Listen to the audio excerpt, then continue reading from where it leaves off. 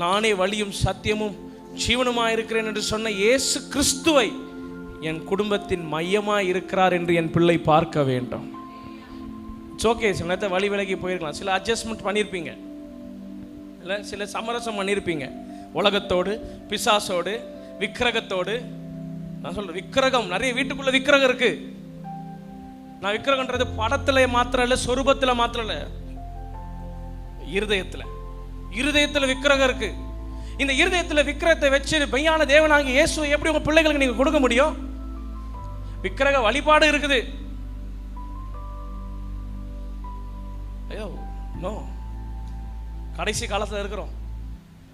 பிள்ளைகளே ஜாக்கிரதையா இருங்க.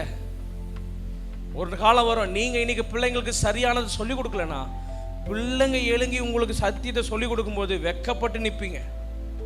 ஐயோ, இது நான் சொல்ல வேண்டிய விஷயமாச்சே, நான் செய்ய தவறிட்டேனே, நான் சொல்ல தவறிட்டேனே.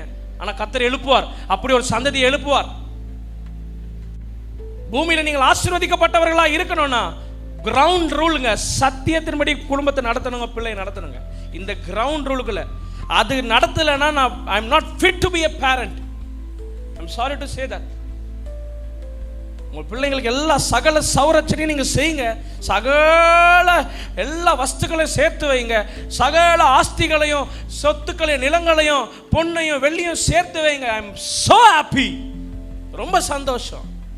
ஆனா சத்தியத்துல கோட்டை விட்டா 0 தான்.